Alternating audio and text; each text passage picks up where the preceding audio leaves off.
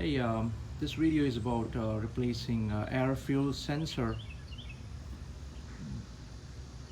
bank 1 sensor 1 and for Nissan Sentra 2007.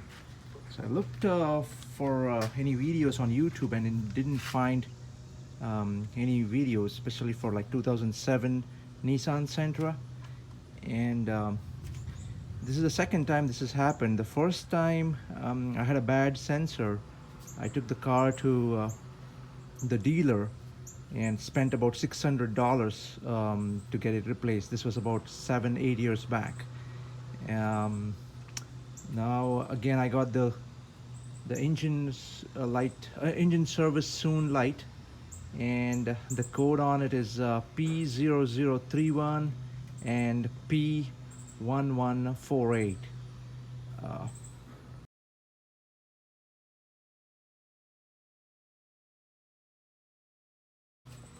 it's very difficult to access the location for the sensor,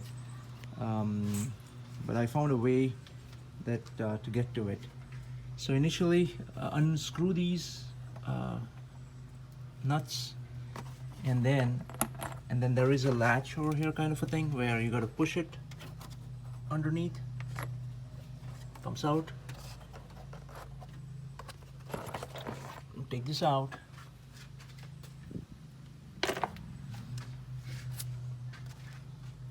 And the sensor is somewhere behind it. It's difficult to see a little bit, but it's over here. So I have actually gone and unscrewed this cover. So there are 4 screws you got to unscrew. This one over here, which I already done it. Over here, second one. Okay. Over there, third one. And then there's one on the side. Okay, so it's easy kind of a thing. This is the loaner socket wrench that I got from the Advance Auto. I think you can get it from AutoZone. And here's the sensor that you got to disconnect. So there's a latch over here. Press it in and take it out. Well, I was able to take out the air fuel ratio sensor. It's kind of hard to get the camera in there. So here's the tool that I got from loaner's tool from Advance Auto. It goes like this in there, and then you use a wrench to unscrew it. Okay.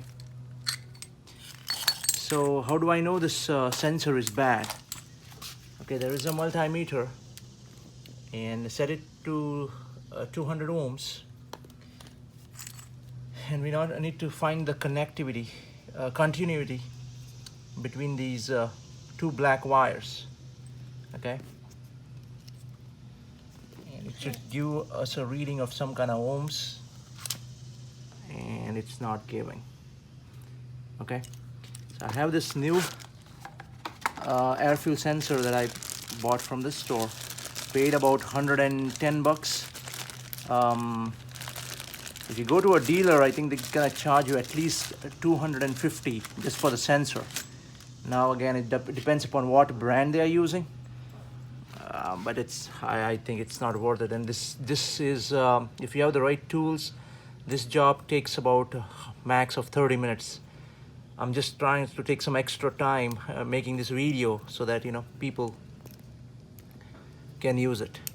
So this is a good sensor, a brand new one, and I'm trying to connect 2 blacks, and I'm seeing a 0.2 the meter 0.24 ohms on the meter.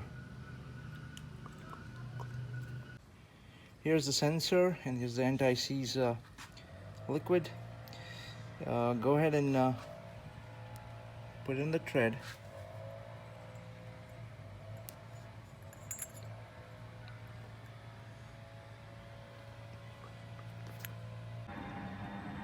And use your finger to run the anti-seize in the threads. It's ready to go in back in the slot. It's ready to go back in. It's kind of hard to see, I think, on the camera. I have my son holding the camera. Let me see if I can show you the sensor. And here it is. I'm going to use the oxygen sensor tool that I got from Advance Auto, and I'm going to try to tighten it. Alright, I'm going to use the 7x8 tool to tighten it. First, try to hold the camera. Alright. This is how the tool goes in, and you can tighten it.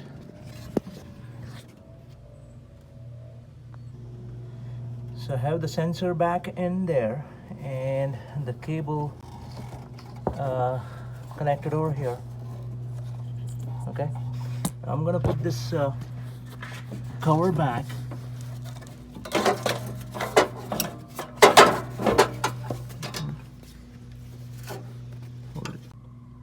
All right, here are the screws back in. That's number one, over there.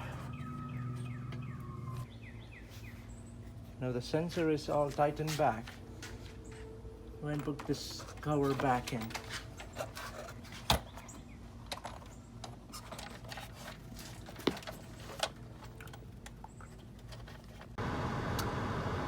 So the engine light is gone. I had to manually clear the engine light.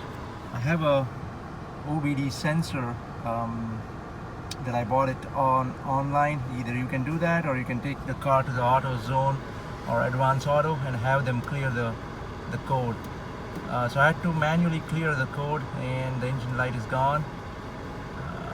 So this probably, the whole work cost me $110 for the part, and probably 20 minutes for the labor, I would say.